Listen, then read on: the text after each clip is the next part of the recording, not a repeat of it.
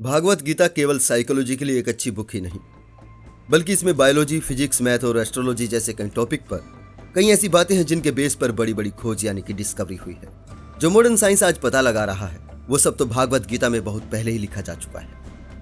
आप यकीन मानो या मत मानो, लेकिन आज भी दुनिया के कई महान रिसर्चर भागवत गीता को पढ़ते हैं, किसी धार्मिक मकसद के लिए नहीं बल्कि एक प्योर साइंस बुक की तरह। आप किसी भगवान में यकीन करते हो या ना करते हो, लेकिन आपके जीवन की तमाम समस्याओं के समाधान भागवत गीता में दिए गए। भागवत गीता में मॉडर्न साइंस के ऐसे दावे करते, छद्म में विज्ञान से लबरे जैसे ढेरों लेख और वीडियोस आपको गूगल से लेकर तमाम सोशल मीडिया तक तैरते मिल जाएंगे।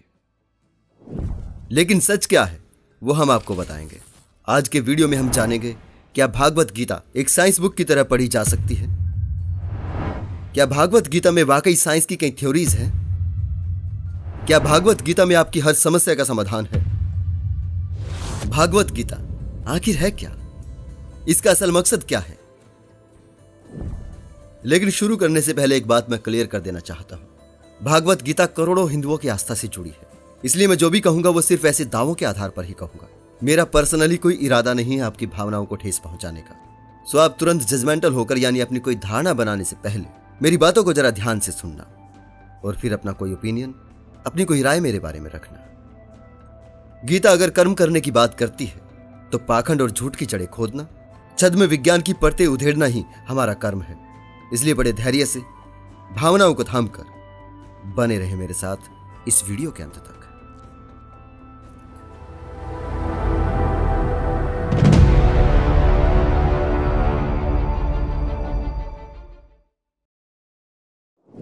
फर्स्ट लॉ ऑफ थर्मोडायनेमिक्स कहता है एनर्जी को ना तो बनाया जा सकता है और ना ही खत्म किया जा सकता है। उसे बस एक फॉर्म से दूसरे फॉर्म में कन्वर्ट किया जा सकता है, जिसे हम कंजर्वेशन ऑफ एनर्जी भी बोलते हैं। और भागवत गीता के अध्याय 2 के 20वें और 22वें श्लोक में कहा गया है, यह आत्मा ना तो जन्मती है ना ही मरती है। जिस प्रकार मनुष्य पुराने वस्त्रों को त्याग कर नए वस्त्र ग्रहण करता है, वैसे ही आत्मा पुरानी देह को त्याग कर नई देह धारण करती है। साइंस की एनर्जी वाली थ्योरी को भागवत गीता के इन्हीं श्लोक से रिलेट किया जाता है और दावा किया जाता है कि देखिए, साइंस जो आज बता रहा है वो तो भागवत गीता में हजारों साल पहले ही कह दिया गया था। श्रीमद् भागवत गीता आत्मा का दर्शन है। इसमें हर जगह आत्मा की ही बात हो रही है, एक ऐसी अवधारणा जो कभी सिद्ध नहीं होती। लेकिन साइंस जब अपनी बात कहता है तो उसके पीछे उसके परीक्षण होते हैं। उन परीक्षणों को भी कई वैज्ञानिकों द्वारा दोहराया जाता है, तब जाकर कोई थ्योरी या लॉ बनता है। मुंह से गपोड़ देना कोई थ्योरी नहीं होती। अगर भागवत गीता को साइंस की किताब कहें तो कई जवाब देने होंगे। भागवत गीता की आत्मा वाली थ्योरी किस आधार पर थी? आत्मा को ड्रेस चेंज करते हुए किसने और कैसे देखा? कैसे काटकर, जलाकर, डुबोकर देखा कि आत्मा के साथ ये सब नहीं होता? साइंस की किताब कह देने से काम नहीं चलता। उसमें कोई फार्मूला भी होना चाहिए जिससे कैलकुलेशन करके किसी नतीजे पर पहुंचा जा सके। धार्मिक कंसेप्ट और साइंस दोनों अलग अलग चीजें हैं, लेकिन धार्मिक किताब की हर बेतुकी बात पर यकीन करने वाले और थोड़ा बहुत साइंस को बिना समझे पढ़ने वाले लोग ये अंतर ही नहीं कर पाते। उनका साइंस की किसी बात को धार्मिक किताब से रिलेट करने का आधार केवल यही होता है कि अमुक बात भगवान ने कही है, और भगवान तो उनकी नजर में दुनिया के सबसे बड़े साइंटिस्ट हैं। अगर भागवत गीता में कही गई हर बात आपके लिए इसलिए मान्य है कि वो स्वयं ईश्वर के मुखमंडल से निकली है, तो ईश्वर अगर कोई बात कहता तो वो चोरी करके नहीं कहता। भागवत गीता में आत्मा के बारे में जो भी कुछ है उसमें उसका मौलिक कुछ भी नहीं है।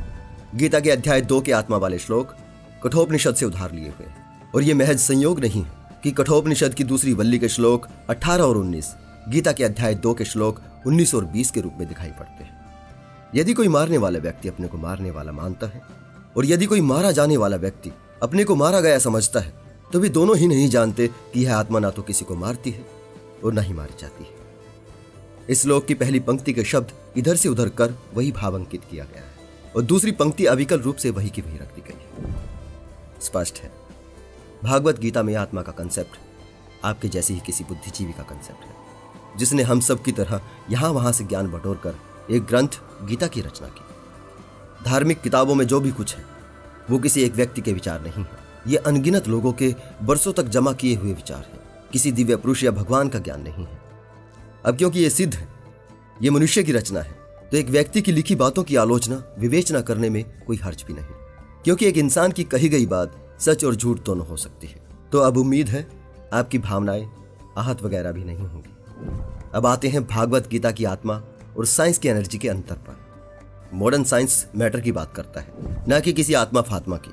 विज्ञान मुख्य रूप से पदार्थ और उसके मूलभूत कणों इलेक्ट्रॉन, प्रोटॉन, न्यूट्रॉन, पॉजिट्रॉन के साथ साथ मुख्य रूप से ऊर्जा की ही बात करता है। और धार्मिक कंसेप्ट की माने तो कोई व्यक्ति जीवित ही इसलिए है कि उसमें आत्मा है, कोई व्यक्ति मरता ही इसलिए है कि आत्मा ने देह त्याग दी है।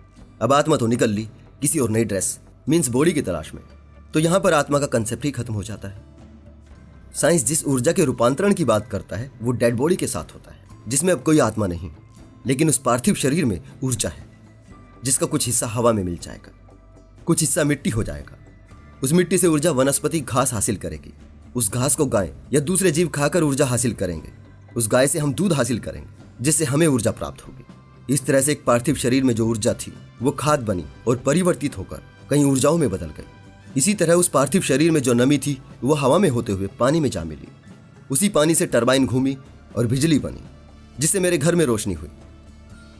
अगर फिर भी गीता की आत्मा को एनर्जी कहो, तो क्या किसी प्राणी की आत्मा मेरे घर के बल्ब में जलकर अपने कर्मों की सजा भोग रही है, या फल फसल के रूप में मेरे पेट में जाकर मोक्ष प्राप्त कर रही है, या एलपीजी या गोबर गैस के रूप में मेरे घर में खाना बना रही है? भागवत गीता अनुसार आत्मा यानी ऊर्जा ना तो जलाई जा सकती है, ना ही काटी जा सकती है, ना ही बांटी जा सकती है, लेकिन ये सब तो हो रहा है। भागवत गीता की आत्मा और साइंस की एनर्जी के बीच क्या अंतर है? जिन्होंने भागवत गीता खुद पढ़ी है वो जानते हैं। जिन्हें लगता है भागवत गीता में साइंस है, उन्हें एक बार फिर से पढ़नी चाहिए। भागवत गीता का कथित ईश्वर एक ऐसी ऊर्जा की बात करता है जो पिछले जन्मों के कर्मों के अनुसार अगले जन्म में किसी विशेष जाति में जन्म लेती है, और जिसका इंतजाम भी उन्होंने ही किया है। ये जो वर्ण व्यवस्था है, ब्राह्मण, क्षत्रिय, वैश्य, शूद्र, ये विभाजन मेरे द्वारा यानी ईश्वर के द्वारा ही रचा गया है। भागवत गीता अध्याय 4 श्लोक 13। कमाल का ईश्वर था जिसकी सिर्फ चलती ही भारत में थी। भारत से बाहर वो कोई वर्ण व्यवस्था लागू ही नहीं कर पाया। मेरी शरण में आकर क्षत्रिय, वैश्य, शूद्र भी, जिनका जन्म पाप योनि से हुआ है, परम गति को प्राप्त हो जाते हैं। भागवत गीता अध्याय 9 श्लोक 32। यहां दुनिया का सबसे बड़ा साइंटिस्ट जातिवाद और पुरुषवाद की सामूहिक पीड़ा से पीड़ित खुद को वर्ण व्यवस्था का रचयिता और समस्त नारी को पाप योनि बता रहा है। अब युद्ध के मैदान में ये जातिवादी मानसिकता दिखाने की जरूरत क्या थी, और इसमें कौन सा विज्ञान है? भागवत गीता में विज्ञान बताने वाले चाहे तो जवाब दे सकते हैं। भागवत गीता के 4थे अध्याय की शुरुआत में कृष्ण कहते हैं, यह दिव्य ज्ञान मैंने तुमसे पहले सूर्य को दिया था। मुझे यह समझ नहीं आता कोई वैज्ञानिक गीता को पढ़ के इतना अनजान कैसे बन जाता है। भला सूर्य को ज्ञान कैसे दिया जा सकता है? सूर्य कोई व्यक्ति है?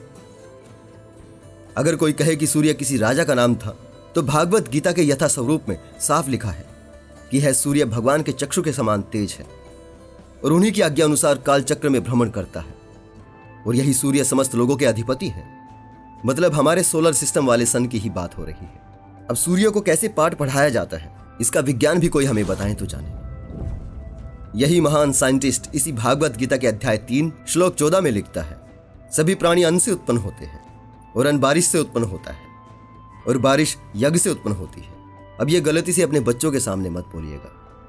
आपको शायद पता ना हो, लेकिन आपके बच्चे जरूर जानते हैं कि बारिश कैसे होती है। भागवत गीता में साइंस तो दूर की बात है, इसकी तो ढेरों बातें ही साइंस और मानवता के खिलाफ है। भागवत गीताकार खुद को भूत भविष्य का ज्ञाता बताता है, तो उसे यह ज्ञात होना चाहिए था आगे साइंस की जरूरत पड़ने वाली है। जब आत्मा पर इतनी बात कर ही रहा था तो एक लाइन और बोल देता, हे पार्थ, इसी आत्मा के मॉडिफाई रूप को कलयुग में कंजर्वेशन ऑफ एनर्जी कहा जाएगा। आज कम से कम उसके परम भक्तों को सूडो साइंस का सहारा तो न लेना पड़ता।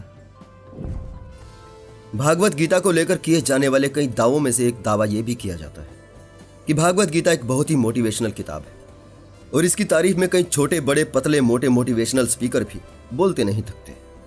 इसके एक श्लोक का हमेशा जिक्र होता है जिसका अर्थ है, तू कर्म कर, फल की इच्छा मत कर।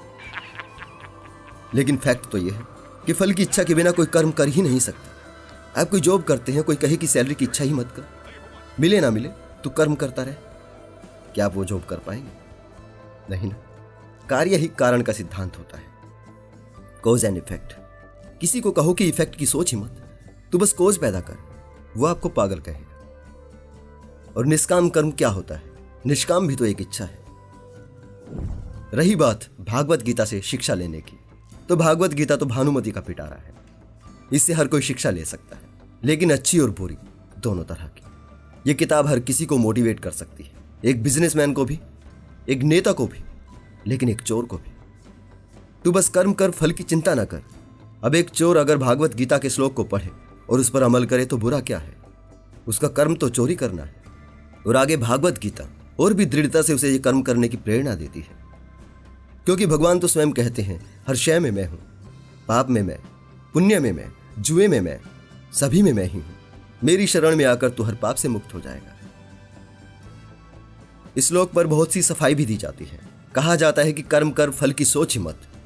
इसका मतलब यही है कि रिजल्ट क्या निकलेगा इसका प्रेशर दिमाग पे मत रख। मेरी इच्छा है कि मैं भागवत गीता से दुनिया की किसी एक बड़ी समस्या का समाधान खोज कर बताऊं। मेरे सामने दुनिया की सबसे बड़ी समस्या है बढ़ती हुई आबादी, और मैं कहता हूं इस समस्या का समाधान तो भगवान हजारों साल पहले दे गए थे। भागवत गीता के अध्याय 2 के 47वें श्लोक में परिवार नियोजन का मंत्र छुपा है।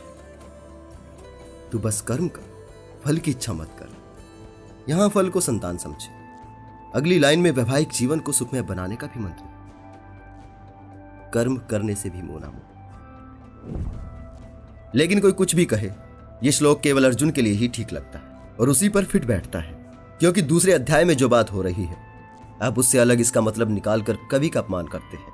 वो जो कहना चाहता है उसे वही समझा जाए, वही उसके लिए ठीक है। वो बड़े ही स्पष्ट शब्दों में कह रहा है, हे अर्जुन, ये जो तेरे सामने तेरे बूढ़े ताऊ खड़े हैं, ये पुराने कपड़ों के समान है। ये वैसे भी फटने वाले हैं, तू ही निपटा दे। इनके अंदर जो आत्मा है वो मरती नहीं है, वो सिर्फ शरीर बदलती है, जैसे तुम पुराने कपड़े बदलते हो। अगर तुझे लगता है कि ये पाप है तो तू मेरी शरण में है। मेरी शरण में तुझ पे कोई केस वेस नहीं होगा। तू बात की टेंशन ना ले, मैं संभाल लूंगा, तू निपटा दे। बस यही है भागवत गीता के दूसरे अध्याय का पूरा सार, जिसमें से आप विज्ञान निकालते हैं। भागवत गीता कोई विज्ञान की किताब नहीं। भागवत गीता में किसी समस्या का कोई समाधान नहीं, बल्कि ये सभी धर्मों के ग्रंथ आज समाज के लिए खुद एक समस्या है। तू कर्म कर, फल की चिंता ना कर। इसका मतलब तो धरातल पर यही नजर आता है कि मेहनत के फल पर मेहनती का अधिकार नहीं है। उस मेहनत के फल पर साहूकारों का, राजनेताओं का और सबसे पहले पंडों का अधिकार है। और यही इन किताबों में जगह जगह दिया गया है। हर बात इसी के इर्द गिर्द बुनी गई है। हवन करवाओ, दान करो, ब्राह्मण चारों वर्णों में श्रेष्ठ है, उसका सम्मान करो। सब कुछ मोह माया है, केवल ब्रह्म ही सत्य है। और इस धरती पर ब्राह्मण ही ब्रह्म रूप है। उसे नाराज मत करो, नहीं तो नरक में जाओगे। और ये सब मनवाने के लिए ही इन सब बातों के साथ थोड़ा इधर उधर का ज्ञान एक बेहतरीन कवि कौशल के साथ कथित भगवान के मुंह में डाला गया था। और ये सभी धर्मों की बात है। बाइबल, कुरान, भागवत गीता, पुराण, ये जितनी भी आसमानी किताबें हैं वो सभी जमीनी लोगों की रचनाएं हैं। इनमें उनकी अभिलाषाएं हैं, स्वार्थ हैं और मकसद है। तब उन्हें स्थापित करने के लिए अवतार उतारे गए, पैगंबर बुलाए गए थे। और आज क्योंकि ज्ञान विज्ञान के इस दौर में अवतारों पैगंबरों की नसबंदी हो गई है, तो सूडो साइंस का इस्तेमाल करके इन्हें बनाए रखने की अंतिम कोशिश है। इसी के जरिए आज के समय में बने रहना धर्मों की मजबूरी है। यह अस्तित्व की लड़ाई है, कुछ दिन तो जारी रहेगी। आखिर में सत्य सभी को स्वीकार करना ही होगा। आज के लिए इतना ही दोस्तों, जल्दी ही मिलते हैं अगले वीडियो में। पाखंडवाद और छद्म विज्ञान की परतें उधेड़ने में अगर आप मेरा साथ देना चाहते हैं तो मेरे इस चैनल को सब्सक्राइब करें।